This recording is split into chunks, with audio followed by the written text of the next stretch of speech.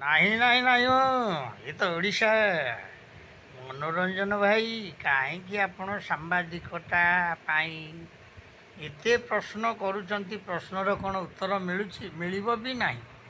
କାରଣ ଏଠି ଯେଉଁ ସରକାର ଯିଏ ବି ହୁଅନ୍ତୁ, ପୂର୍ବତନ ସରକାର ହୁଅନ୍ତୁ, ଏବେକା ସରକାର ହୁଅନ୍ତୁ କି ଗଲା ସରକାର ହୁଅନ୍ତୁ, ସମସ୍ତେ ହେଉଛନ୍ତି ରିମୋଟ୍ ସରକାର, ରିମୋଟ୍ର କର୍ମୀ। ରିମୋଟ୍ ମାଇଲେ ନାଚିବେ, ରିମୋଟ୍ ମାଇଲେ ଶୋଇବେ, ରିମୋଟ୍ ମାଇଲେ ଲିଭିଯିବେ। ଏଠି ବା ସବୁ ରିମୋଟ୍ ସରକାର, ଯିଏ ବି ହୁଅନ୍ତୁ। ମୁଁ ଆଜି କଥା କହୁନି, ମୁଁ ଆକୁ 40 ବର୍ଷ ହେଲାଣି ଦେଖି ଦେଖିକା ଆସୁଛି। ସେଇ ଯେଉଁ ଯେତେବେଳେ ଜଗନ୍ନାଥ ମହାପାତ୍ର ଥିଲେ ଆମର BMC ଚେୟାରମ୍ୟାନ୍, ସେତେବେଳେ ତାଙ୍କୁ ଦେଖିଛି। କିରଣବାଳା ମଙ୍ଗରାଜ ଥିଲେ ଯେତେବେଳେ ତାଙ୍କୁ ଦେଖିଛି। ମିହିରି ମହାନ୍ତି ଥିଲେ ତାଙ୍କୁ ଦେଖିଛି। ଅନନ୍ତ ଜେନା ଥିଲେ ତାଙ୍କୁ ଦେଖିଛି। ଏ ସୁଲୋଚନା ମ୍ୟାଡ଼ାମକୁ ମଧ୍ୟ ଦେଖୁଛି।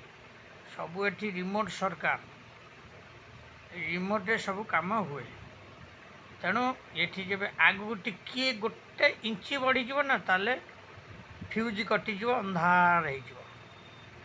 ତେଣୁ ଏ ଯେଉଁ ଓଡ଼ିଶା ରାଜନୀତି ଆପଣମାନେ ସବୁ ପଚାରୁଛନ୍ତି, ଆଗରୁ ଲୋକ ଟିକେ ବୋକା ଥିଲେ, ଜାଣିପାରୁନଥିଲେ, ସେମାନେ ସବୁ ଭାବୁଥିଲେ।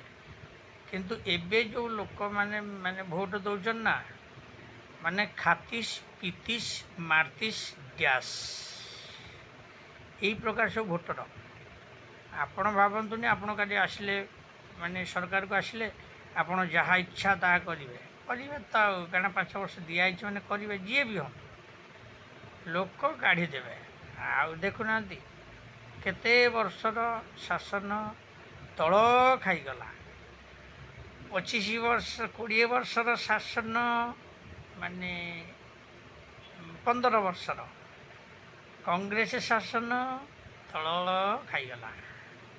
କାଲି ମୁଁ ଦେଖୁଥିଲି, ସେମିତି ଆପଣ ବି କ୍ୱେଶ୍ଚନ୍ ସବୁ କରୁଥିଲେ, ମୁଁ ଦେଖୁଥିଲି। ସେଇ ଯେଉଁ ମ୍ୟାଡ଼ାମ୍ ଜଣକ, ନା କାହାର ଧରିବାକୁ ମୋତେ ଭଲ ଲାଗୁନି, ସିଏ ବି ପୀଡ଼ିତା ହେଇଥିଲେ। ତେଣୁ ତାଙ୍କୁ ମଧ୍ୟ ବି ପ୍ରଶ୍ନ ଆପଣମାନେ ସବୁ ପଚାରୁଥାନ୍ତି, ମୁଁ ଦେଖୁଥାଏ।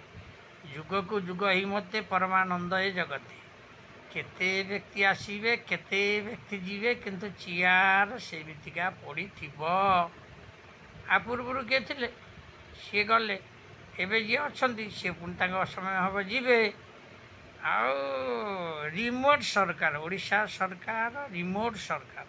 ରହିଲି ନିଜସ୍ୱ ସମୀକ୍ଷକ, ଆକୁ ଲାଇକ୍ ସେୟାର ସବସ୍କ୍ରାଇବ୍ ବହୁ ମାତ୍ରାରେ କରିବେ। କିଛି ନହେଲେ ମନମୋହନ ଭାଇଙ୍କ ପାଖରେ ଟିକେ